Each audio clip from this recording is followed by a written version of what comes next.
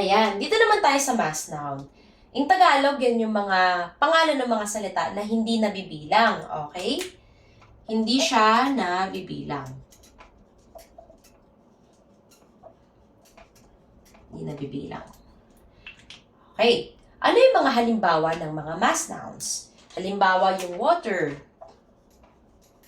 Yan. Vinegar. Salt. Sugar.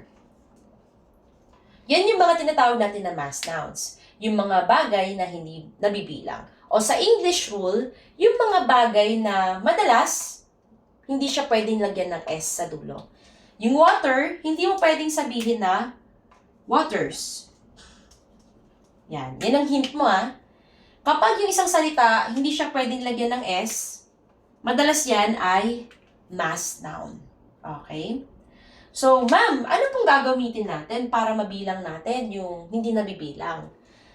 Halimbawa, pag sinabi ko po bang bread, nabibilang ko naman po yung bread Halimbawa, nakakita po ako ng 3 loaf bread. 3 tinapay na nakapack siya. So, dapat po bang sabihin ko 3 breads? Or, halimbawa, I saw breads. Nakakita ko ng mga tinapay. Kumbaga, tinranslate natin sa English. Tama po ba yung breads? Ang bread ay considered as mass noun. Ma'am, nabibilang ko po Sa English rule, may mga salita na kahit tayo bilang Pilipino, in Tagalog, pag translate natin, tinapay, nabibilang natin yan, yung isang buong ganyan.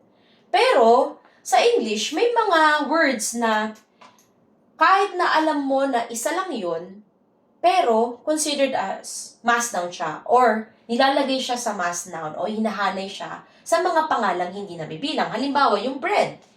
Ma'am, gusto ko po 3 bread po yung nakita ko. Paano ko po ngayon mabibilang? Sabi niyo po, mass noun is bread. Kasama yung bread sa mass noun. Ibig sabihin po, hindi ko po pwedeng lagyan ng S yan. Sabi niyo po kasi, kapag mass noun, ang pinaka-hint dyan is yung mga pwedeng lagyan ng S. Yung mga salita na hindi pwedeng lagyan ng S. So, ibig sabihin, hindi ko po pwedeng sabihin 3 breads. Kasi bawal po lagyan ng S Paano ko po ngayon sasabihin na 3 tinapay, bawal nga po lagyan ng S sa dulo. Ganito yan. Kaya may tinatawag tayo ng mga counters and markers. Pag sinabi nating mga counters and markers, ito yung mga salita na nagbibigay ng bilang sa ating hindi nabibilang ng mga pangalan. Imbis na breads, which is mali dahil bawal nga lagyan ng S sa dulo yung mga mass nouns, ang gagawin natin is magiging ganito siya.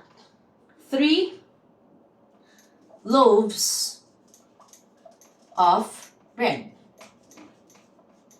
Gawin natin itong mababa. Yan.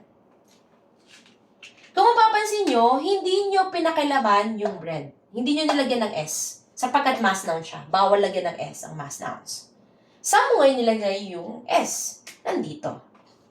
Dito mo ngayon nilagyan ng 3 loaves of bread. Dito mo nilagyan ng bilang na sa ganon, masabi natin na 3 tinapay ang pinag-uusapan natin dito.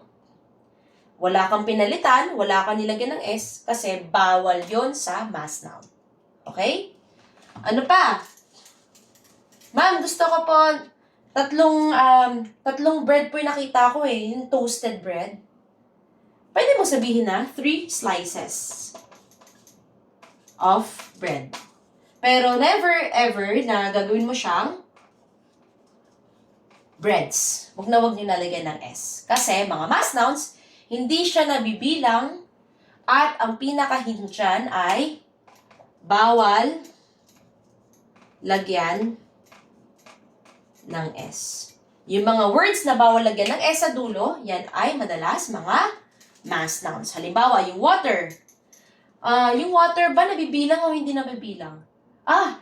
Hindi nabibilang ang water. Bakit? Kasi sabi sa mass noun, bawal lagyan ng S. Hindi namang pwede na waters ang gamitin ko dyan. Pag pinag-uusapan natin yung mga glasses of water, yung mga nasa water na hindi pwedeng gamitan mo ng S. Kunyari, 3 waters. Hindi. Ang pwede mo lang gawin dyan is 3 glasses of water. Ma'am, paano pag ginawa ko pong 3 glasses of waters? Mali na yon. Kasi ang water ay nakakabilang sa mass noun. Okay? Okay.